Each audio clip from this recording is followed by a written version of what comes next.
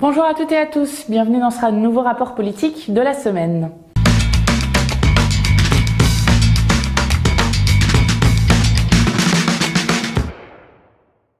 Alors cette semaine, comme on n'en a pas souvent, je voulais vous partager des bonnes nouvelles parce que je pense que c'est important parfois.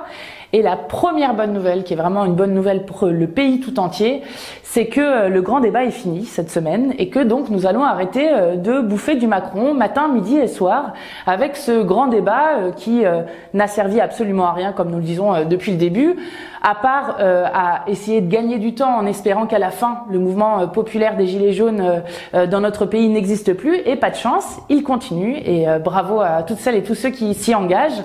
Et à part nous avoir coûté la bagatelle de 12 millions d'euros et avoir effectivement entendu le président et les ministres un peu partout, ça n'a servi absolument à rien. Et la preuve, s'il en est, c'est quand même le grand flop de participation. Donc ils vous vendent 1 million, 1,5 million de contributions, je ne sais pas quoi. En fait, quand on regarde en ligne, il y a 160 000 contributeurs. 160 000, quand on utilise tous les moyens de l'État sur cette question du grand débat, c'est absolument ridicule. Pour vous donner une petite idée, j'avais coordonné la campagne sur la sortie du nucléaire et le 100% énergie renouvelable. En une semaine, avec vérification des cartes de vote, donc quelque chose de très sérieux, on avait eu 315 000 votants. Et je ne crois pas que tous les médias mainstream en avaient parlé.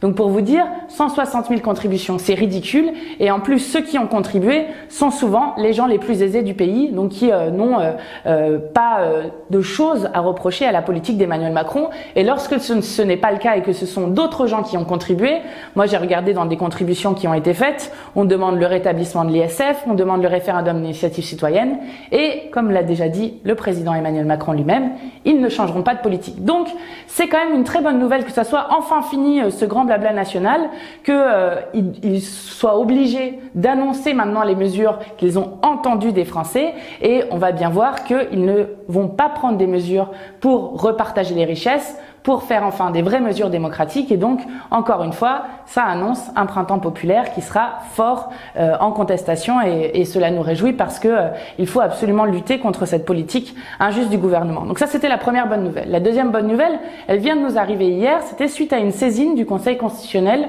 que nous avions fait notre groupe, le groupe parlementaire La France Insoumise, mais aussi le groupe parlementaire communiste et le groupe parlementaire socialiste.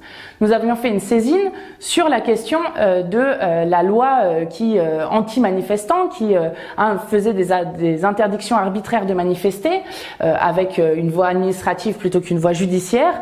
Et bon, nous avons perdu sur des points, il est évident, nous aurions aimé que toute la loi soit retoquée, mais nous avons gagné sur un point qui est absolument pas négligeable, qui est le fait que le Conseil constitutionnel a dit ce n'est pas constitutionnel, ce n'est pas fidèle à la Constitution que de donner ces interdictions administratives de manifester. Donc nous avons déjà gagné sur ce point-là, et je pense qu'il faut continuer à se battre contre le reste de cette loi. Et puis la troisième bonne nouvelle, c'est que partout continue la contestation contre la politique d'Emmanuel Macron.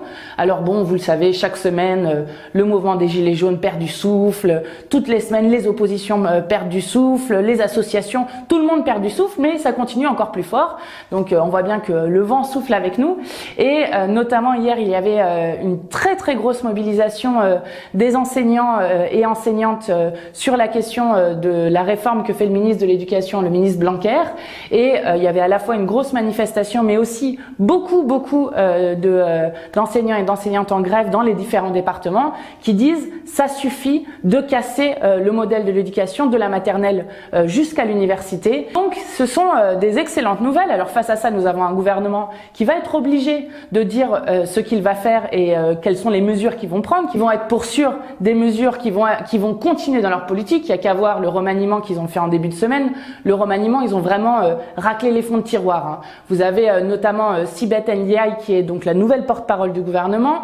Alors c'est celle qui notamment avait eu l'idée magnifique de faire la vidéo sur le pognon de dingue. Vous vous rappelez Emmanuel Macron qui disait les aides sociales nous coûtent un pognon de dingue. Ah non, non, non, c'est les riches dans notre pays qui coûtent un pognon de dingue, et on a un problème de non-recours aux droits, pas de gens qui abusent des aides sociales, parce que les aides sociales ce sont des droits et pas des privilèges dans notre pays. Mais bon, ça, donc nous avons cette porte-parole qui assumé de mentir pour protéger le président comme elle l'avait dit elle-même, plus qui avait eu cette idée formidable de pognon de dingue, et puis Amélie de Montchalin, qui était jusqu'alors notre collègue députée, qui devient secrétaire d'État et qui, on la voit sur un article comme ça en train de monter les escaliers avec énergie, qui disait « Nous avons fait notre job de député, nous avons supprimé l'impôt de solidarité sur la fortune ». Donc on voit bien qu'ils vont pas changer de politique, et qu'est-ce qui reste à ce gouvernement? La seule chose qui lui reste, c'est qu'il y ait un aveu de faiblesse.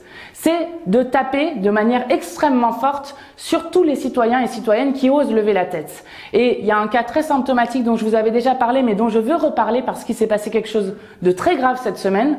C'est, vous savez, ces activistes d'ANV COP21 qui vont réquisitionner des portraits de Macron. Macron se fait tirer le portrait et ils l'amènent, ils sortent Macron pour protester contre l'inaction en termes d'écologie du gouvernement, et donc ils l'amènent voir les réalités du changement climatique. Donc on le voit on l'a vu par exemple au grand contournement autoroutier de Strasbourg, mais aussi sur d'autres grands projets pour que justement Emmanuel Macron puisse voir le dérèglement climatique et donc agir en conséquence.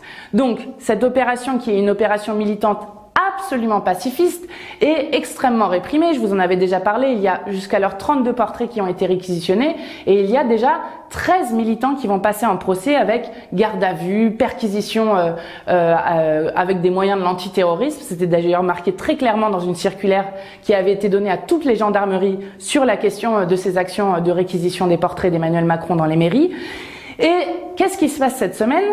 Les journalistes qui ont couvert ces actions-là, c'est-à-dire qui ont fait des articles pour dire il se passe ça dans le pays, c'est-à-dire leur métier quand même, il faut revenir à la base, les journalistes qui ont couvert ça se sont fait convoquer, alors pas convoquer avec une petite lettre, hein. Il y a 3 gendarmes qui sont allés chez eux, ça c'est pour le Maine libre, il y a un autre journaliste de Ouest France a eu une procédure similaire, 3 gendarmes qui viennent chez vous et puis qui vous demandent de venir en audition pour complicité de vol.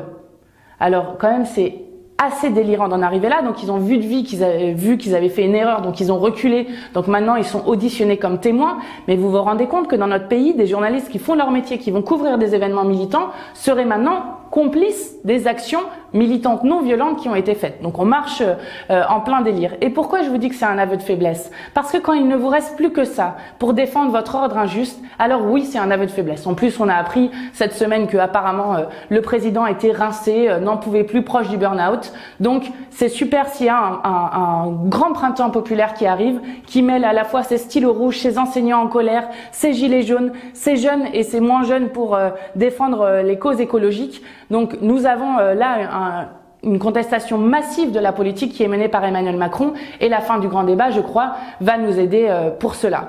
Et puis pour finir sur une autre note positive, nous avons fait dimanche une grande action à la France Insoumise d'emprunt populaire et de dons, parce que vous le savez, les banques ne nous prêtent pas, nous n'avons pas, ou peu, nous n'avons pas de millionnaires dans nos rangs, et donc nous sommes obligés, pour pouvoir faire campagne, les campagnes qui sont extrêmement chères, de faire appel aux gens et à la force du nombre que nous sommes pour pouvoir faire cette campagne. Et en 3 jours, nous avons récolté 1 million d'euros. Donc déjà, je voulais dire merci à toutes celles et tous ceux qui ont pu, parce que je sais que tout le monde ne peut pas, mais ont pu donner ou prêter de l'argent à la France Insoumise, et puis dire quand même qu'à tous ceux et toutes celles qui nous disent que nous sommes un mouvement complètement mis à part, marginal, et que nous ne sommes pas un grand mouvement populaire, je pense qu'en 3 jours, récolter 1 million d'euros sans avoir les grands donateurs d'Emmanuel Macron, expatriés, millionnaires, je pense que c'est un exploit et que ça montre bien la force populaire qu'il y a derrière la France Insoumise. Et puis une dernière chose pour finir,